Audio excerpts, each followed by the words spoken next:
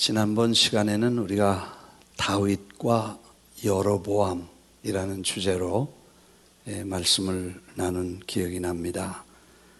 다윗의 길과 여로보암의 길, 이 두 길이 아주 선명하게 대조를 이루고, 하나는 축복의 길이고 하나는 저주의 길이고, 하나는 축복의 대명사고 하나는 저주의 대명사로 그 사람의 길 간다, 그렇게 대명사로 부를 정도로 그렇게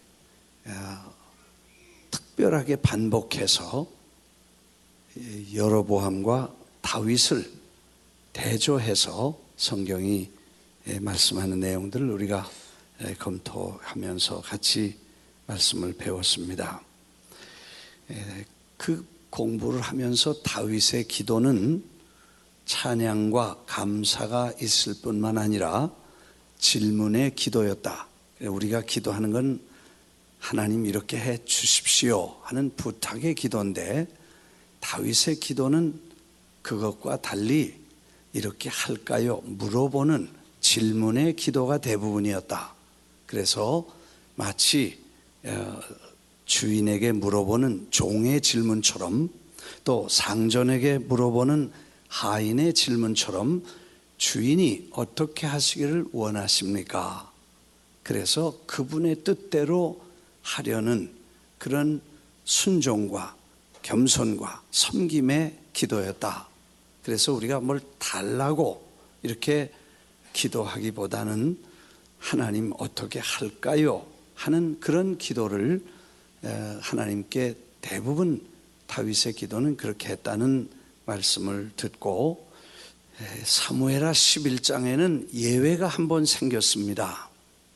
그래서 다윗이 다 물어봤는데 11장에 가서는 물어보지 않는 한 장의 사고를 치게 됩니다. 그래서 대형 사고가 일어나죠. 하나님께 그것마저도 물어봐서 하나님 이 여인을 데려올까요 말까요? 그러면 안 된다.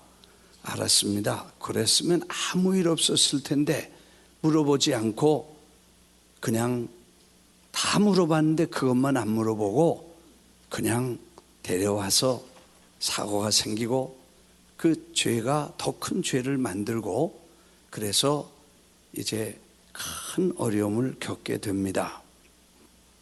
죄가 죄를 낳고, 죄는 사망, 곧 죽음을 가져오고, 어느 개인이든 국가든 어떤 조직이든 죄가 들어오면 그 죄는 무서운 파괴력을 가지고 있습니다. 마치 진리가 위대한 창조력을 발휘하는 것처럼 죄는 무서운 파괴력을 가지고 와서 가정도 파괴하고 생명도 파괴하고 나라도 파괴하고 하나의 조직과 권위와 제도를 파괴하는 그런 무서운 파괴력을 가지고 있는 것을 우리가 알게 됩니다.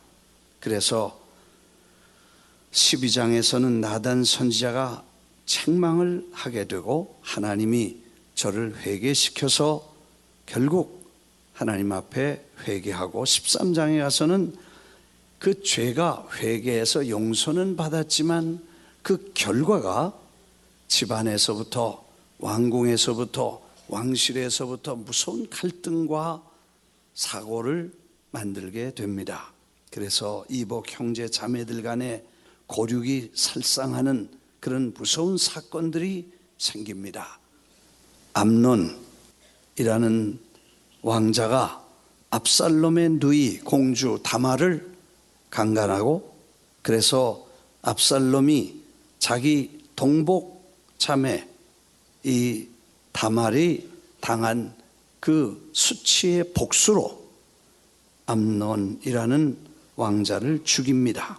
이렇게 살인이 오면서 사람들 가슴에 분노가 생기고, 그 다음에 악한 생각이 계속 자라서 압살롬은 망명에서 돌아와 14장에 돌아와서 15장에서는 압살롬이 반역을 일으켜서 왕을 죽이려고 한 참 가정에서 그리고 한 집안에서 있을 수 없는 이런 일들이 생기게 됩니다.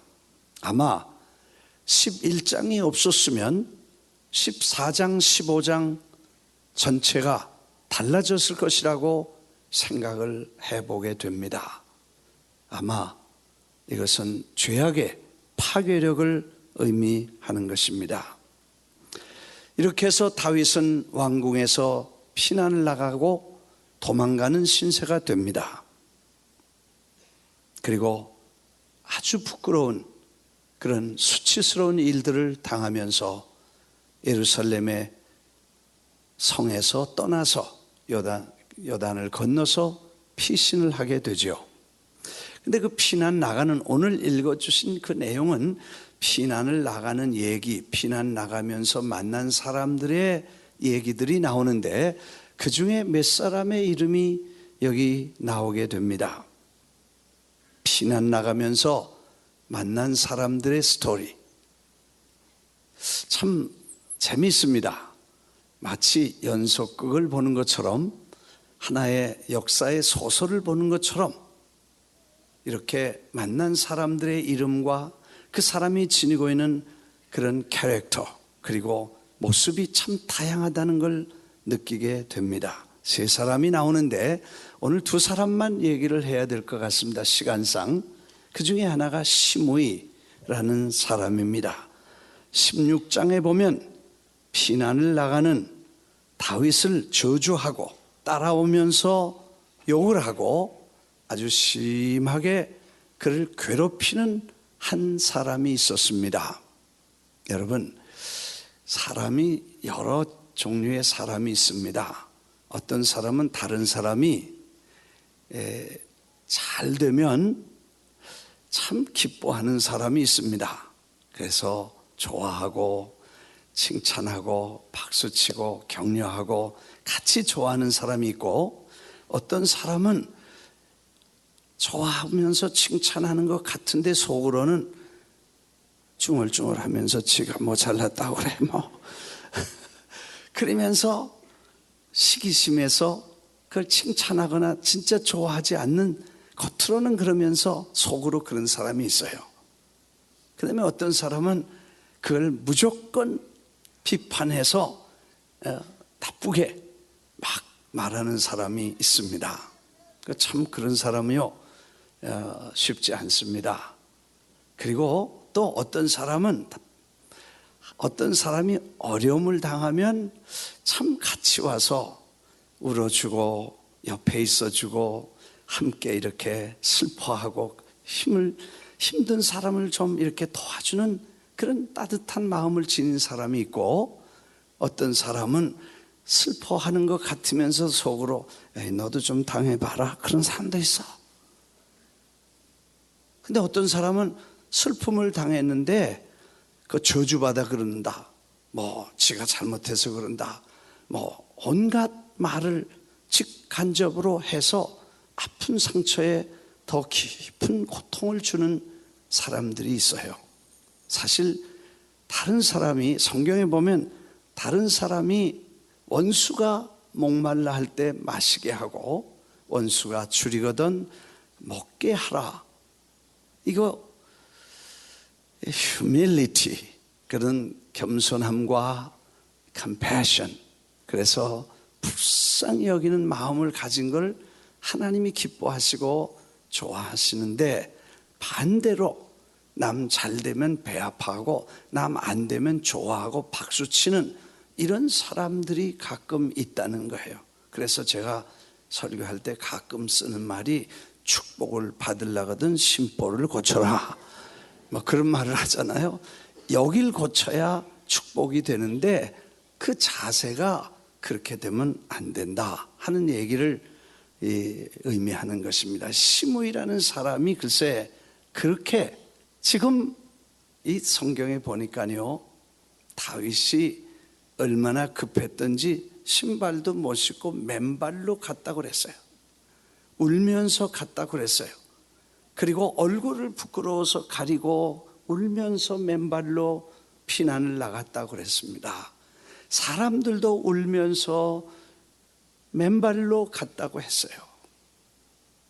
그리고 이 성경에 찾아보면 재미있는 말씀이 나오는데, 피난 나가기 전날 저 가드 사람 이때라는 사람이 이스라엘로 귀순을 합니다. 그 블레셋 골리앗의 나라 그 가드에서 600명의 군사를 데리고 이때라는 장군이 이 다윗에게 귀향을 하고, 그래서 다윗을 섬기고 이스라엘의 군대가 되겠다고 옵니다.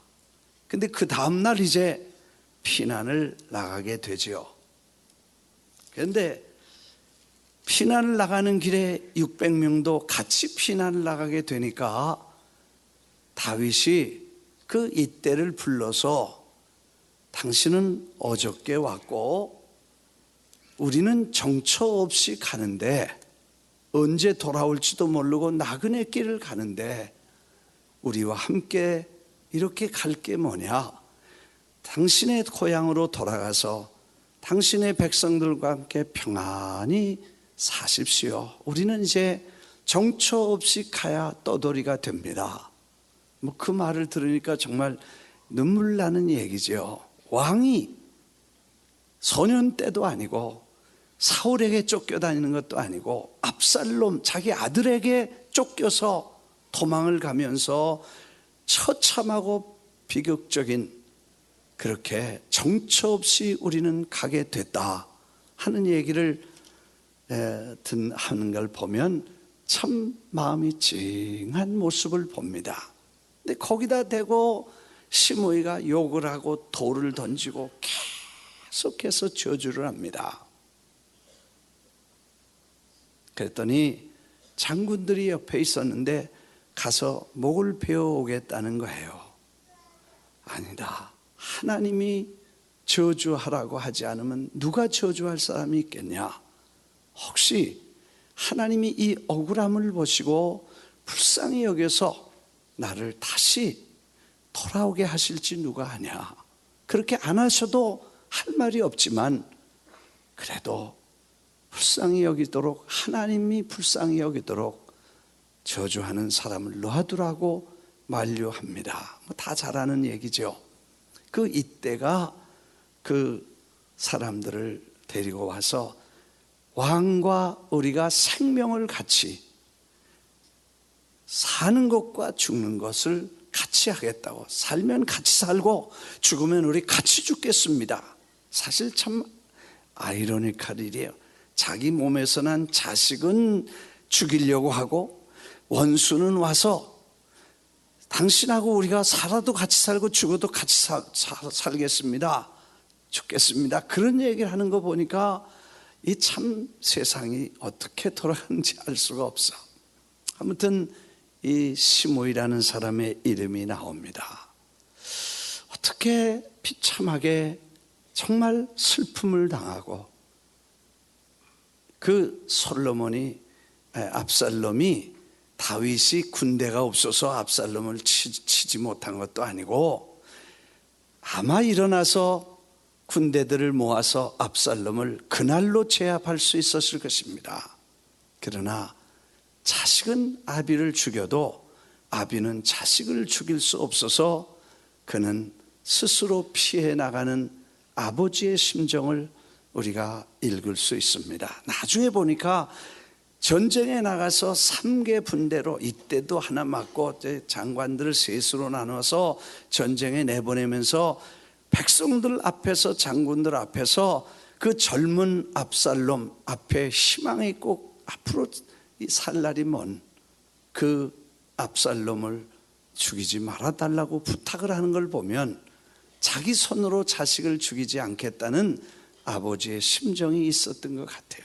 아무튼 그런 참한 상황에서 저를 저주하고 욕하고 비판하는 그런 모습의 한 사람이 있었다는 거, 우리에게 큰 교훈을 주게 됩니다. 나중에 보니까 압살롬이 죽었어. 그게 왜 죽었냐니까 머리채 날 장발족이었거든요. 그래서 그 장발을 자랑하다가 그거에 나무에 걸려서 말 타고 가다가 이게 걸려서 말은 빠져나가고 공중에 대롱대롱 매달린 거, 그 다음에 장군이 가서 창으로 찔러 죽였어. 여러분, 우리 그 하나님의 은혜를, 부모의 은혜를 잊어버리면 하나님의 은혜도 모르는 거예요. 그래서 사실은 압살롬이 죽으니까 다윗이 다시 이제 왕궁으로 올라오려고 요단을 걸으려고 하는데 이 시므이가 제일 먼저 나와서 살려주십시오. 죽을 죄를 졌습니다. 제가 잘못했습니다. 그래서 제일 먼저 나왔고 혼자 나오지 않고 1000명을 데리고 나왔습니다. 왕을 저주하고 기름 부은 자를 저주한 자는 죽이는 게 법입니다. 성경법이고 신앙법이고 당시의 법인데 죽이겠다고 하니까 이 좋은 날 왜 죽이냐? 놔둬라. 그리고 불쌍히 여기고, 사실 앞에 하나님이 저를 저주하라고 하셔서 날 저주했다, 이 신학적 그리고 이 신앙적 판단을 끝까지 가지고 지키고 있었던 다윗의 모습을 봅니다. 아마 나 같았으면 갈 때는 그랬지만 이제는 제자리 돌아올 텐데 죽여라, 죽이겠다면 난 몰라, 네가 알아서 해, 그럴 수 있을 텐데 아니다. 이 좋은 날 하나님이 쓰신 사람은 하나님이 쓰고 버리도록 놔두고 우리가 손댈 일 없다, 용서하고 내 살아있을 동안은 너 용서하마. 그리고 맹세하고 그가 돌아옵니다. 물론 솔로몬에게 너 지혜로운 사람이니까 알지, 그 사람 나한테 그런 건 내가 용서했지만 너한테 그러는 거는 용서할 수 없도록 조치하라. 그래서 그에게 거주를 제한하게 됩니다. 예루살렘 성을 떠나지 말라, 약속하라. 만일 떠나면 너는 죽는다. 그 죽음의 책임은 너에게 있다. 알았습니다. 약속합니다. 무슨 당나귀가 나갔든지 노새가 나갔든지 그거 찾으러 나갔다 와서 죽습니다. 하여튼 그런 스토리. 그래서 시므이 한 사람. 그 다음에 이제 무비보셋이라는 사람의 이야기가 나옵니다. 알듯이 잘 아시죠? 사울이 집이 망하고 아들들 다 죽고 요나단의 아들 하나가 있었는데 그가 5살 때 할아버지, 아버지, 삼촌, 사울, 요나단 그리고 그의 형제들이 전장에서 죽는 그날에 그를 돌보던 보모가 죽었다는 전사 소식을 듣고 그 아이를 들고 뛰다가 떨어뜨려서 2 발을 절게 됩니다. 사울 가문은 이제 완전히 폐가 된 집안이고 다윗의 왕조가 시작된 그런 시대에 사울의 손주요 요나단의 아들, 사울의 집안에 왕손이 하나 있는 무비보셋이 얼마나 불안했겠습니까? 그리고 불구가 되었으니 얼마나 불편했겠습니까? 그래서 어느 친척 집의 시골에 맡겨져서 불편한 몸을 가지고 불안한 심정으로 하루하루를 보내고 있습니다. 언제 어떻게 될지 모르는 불안감에 숨어서 조마조마한 삶을 살게 됩니다. 어느 날 다윗성에서 연락이 왔습니다. 무비보셋을 다윗이 보자고 하는데 아마 이제 운명의 날이 왔다고 생각하고 떨면서 다윗 앞에 섭니다. 다윗이 그에게 내 아버지 요나단을 생각해서 내가 너에게 할아버지 재산을 몽땅 다 주고 그리고 너는 나의 아들이 된다. 너의 아버지와 맺은 약속 때문에 나는 너를 나의 아들로 삼고 내 상에서 죽을 때까지 우리 왕자들과 함께 먹어라. 이 무슨 운명적인 변화입니까? 얼마나 큰 은혜입니까? 정말 상상할 수 없는 일들이 일어났습니다. 연속극 연속이라는 거죠. 시므이가 죽은 것도 연속극에 그게 죽는 게 그렇게 죽는 게 당연해요. 그래서 연속극은 안 봐도 비디오다 그런 게 그거예요. 그런 사람은 그렇게 죽고 올바른 사람은 다 잘 되도록 된 게 그게 연속극에도 그런 것처럼 역사도 그렇고 하나님의 역사가 그런 거 아니에요? 그래서 무비보셋이 일약 왕자가 됩니다. 그 식탁에 앉아보니 그 정말 기골이 장대한 압살롬 왕자, 그리고 지혜가 총명한 솔로몬 왕자, 뭐 이런 기라성 같은 왕자들 속에 다리저는 무비보셋이 함께 식사를 하고 그들과 함께 왕자의 대접을 받고 왕을 아침 저녁 뵐 수 있는 그런 영광을 받게 되니 얼마나 감격했겠어요. 정말 죽어도 그 은혜는 다 갚을 수 없는데 왕이 피난을 나가게 됩니다. 그런데 그때 왕이 피난 나갈 때 이 무비보셋의 종이 어마어마한 음식과 대단한 양의 포도주와 짐승들을 가지고 와서 왕 앞에 이렇게 바치고 절을 합니다. 참 대단한 거죠. 지금 예루살렘으로 승전해서 입성하는데 그랬다면 이해하지만 지금 패잔해서 도망가는 왕, 낙향하는 왕에게 엄청난 선물과 이런 걸 냈다면 이거는 대단한 사람이다. 이 다윗이 그렇게 생각을 했을 거예요. 그래서 그가 와서 정말 궁하고 어려울 때 잡수시고 뭐 이렇게 음식 뭐 이런 거 다 갖고 왔으니까 얼마나 감사했던지. 그런데 다윗이 그걸 물어봅니다. 직선적으로 너 왜 이걸 가지고 왔느냐 하고 동기와 원인과 목적이 뭐냐고 묻습니다. 그런데 대답이 아주 애매모호합니다. 나귀는 타시고 떡은 잡수시고 포도주는 마시십시오. 그게 대답이라고 대답하는지. 나귀는 타시고 떡은 잡수시고 포도주는 마시십시오. 이 질문의 대답을 피합니다. 대답 같지 않은 대답으로 그 질문을 적당히 넘어갑니다. 두 번째 질문이 옵니다. 여기 이제 심각한 문제의 질문을 합니다. 내 주인은 어디 갔냐? 내 주인의 아들은 어디 갔냐? 무비보셋을 멘션한 것인데 사울의 아들, 손주, 내 주인은 어디 계시냐? 왜 안 왔냐? 물어보니까 그때 아주 엄청난 모함과 이간을 합니다. 무비보셋이 사울의 자손 아닙니까? 다윗이 패망했다고 생각하고 사울 왕조가 다시 세워질 걸 기대하기 위해서 왕궁에 남아 있습니다고 말합니다. 왕이 충격을 받습니다. 자기가 정말 주교 마땅한, 그리고 돌보지 않아도 될 그를 자기 상에 먹인 아들같이 섬긴 그를, 그가 그런 말을 생각을 했다면 그건 충격이다. 그 재산은 다 네가 가져라.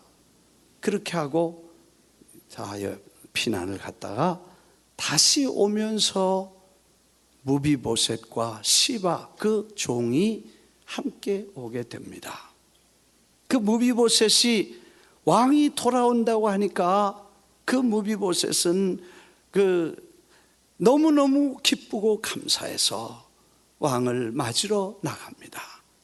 왕과 무비보셋이 만날 때 첫 번째 질문합니다. 그대가 왜 나와 함께 피난을 나갈 때 같이 가지 않았느냐?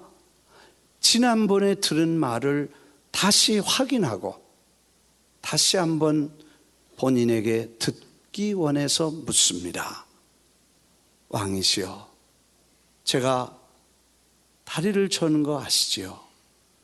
나귀의 안장을 지우고 그 안장 위에 올라서 가려고 하는데 내 종 시바가 나를 속이고 거기다가 다른 음식 자기가 가져가서 나를 배반하는 모함하는 말을 하고 제가 나를 속이고 배신했습니다. 그러나 제가 무슨 말을 하겠습니까? 나는 이미 죽은 몸이고 왕이 선한 대로 판단하시고 결정해 주시고 저는 죽어도 한이 없습니다. 왕이 돌아오시니 저는 그걸로 만족합니다. 반을 다시 시바에게서 잘라서 너 가져라. 그랬더니 그 무비보셋이 하는 말이 왕이시여, 그 사람 가져도 괜찮습니다. 저는 왕이 떠나신 후에 제가 같이 못 간 것 때문에 마음 아파했고 왕 앞에 저를 모함했다는 소리를 제가 듣고 괴로워서 수염도 깎지 못하고 손도 손톱 발톱도 다듬지 못하고 이런 추한 모습으로 조금이나마 고생길에 멀리서 참여하는 마음으로 있었습니다. 그 반쪽을 다 시바에게 주셔도 저는 아무 할 말이 없고 다만 왕이 이렇게 다시 돌아오시게 된 것만 기쁘게 생각합니다. 오늘 교회 이재훈 목사님 얘기 들어보니까 그분이 한 내용의 얘기 들어보니까 이런 말을 했더라고. 솔로몬이 애 하나 놓고 두 여인이 싸울 때 한 사람은 도무지 서로 옳다니까 누가 어딘지 알 수가 없으니까 할 수 없다. 둘 다 자기 애라니까 반 잘라서 둘씩 가져라. 그랬더니 한 사람은 있다가 그러세요. 그거 참 지혜롭습니다. 반씩 자릅시다.